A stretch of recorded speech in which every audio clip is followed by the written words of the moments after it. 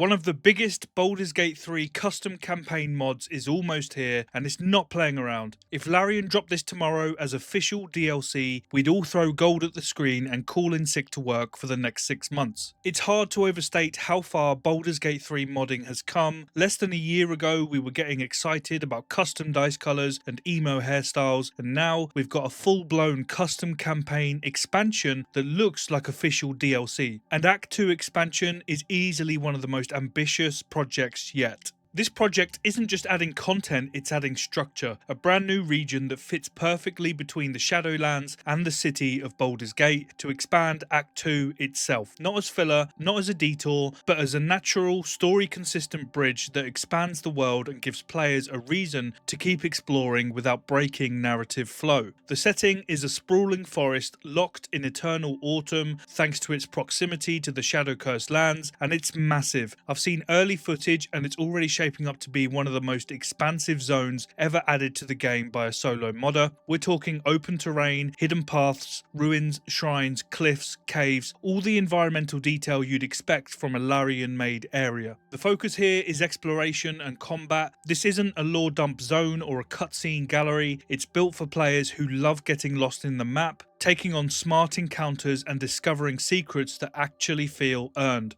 It's designed for mid to high level gameplay around level 8 to 10. If you've been craving more opportunities to use high level spells and class abilities, this expansion is for you. And that's backed up by what's actually inside. Brand new dungeons, new enemy types, handcrafted combat encounters, unique loot and items to find, and puzzle designs that add more depth to how you engage with the environment. Even the lore itself is woven into the world, rewarding players who pay attention rather than spoon-feeding exposition. Think of it as the opposite of a Ubisoft map. Now, just to be clear, this isn't a narrative-heavy experience. There aren't new companion cutscenes or voiced NPCs. Story is told through notes, environmental clues, and world building. And that's intentional. The modder, Squally the Beans, made the smart call to avoid adding anything that could interfere with the branching chaos of Act 3. The region's narrative setup is simple and clean. The army of the Absolute is advancing towards Baldur's Gate. You need to find a way to cross the Chiontar River before the conflict escalates, and that's it. No convoluted subplots, just a grounded scenario that opens up the map and lets the gameplay carry the momentum. And if you're worried about XP or over leveling, don't be. BG3's level curve is already quite flexible. Some players hit level cap halfway through Act 3, others arrive under leveled. Squally's not trying to fix that, he's just offering a new route. So if you want to skip parts of the base game and replace them with this zone, you can. If you want to tack it on top of a completionist run, go for it. It's modular, it fits. And if you're somehow still worried this is going to break the game, buddy, we're already running 150 mods and praying every long rest doesn't corrupt the entire universe. So let's not pretend we're in vanilla land anymore. This isn't a tech demo, the footage I've seen is real, the terrain is already built, encounters are being designed, and it's clear the care has gone into every single piece of it. The lighting, the elevation, the pathing, it feels cohesive, not like a modder just stitched some assets together in a rush, and that's what makes this so impressive. It doesn't feel like a mod, it feels like a DLC. Except this one isn't trying to charge you for some shiny new horse armor, it's free. Now, there's no release date just yet. Version 1 is aiming for late 2025, and that's probably optimistic given the scope, but the fact that this exists at all and that it's already this far along is kind of ridiculous. One person, one vision, and it's delivering something that stands toe-to-toe with official content, and meanwhile, Bethesda's still patching in ladders. What I love most is how this expansion respects the game. It's not a rewrite, it's not a lore dump, it's not a flex, it's a smart, confident addition that expands what's already there. So yeah, Act 2 expansion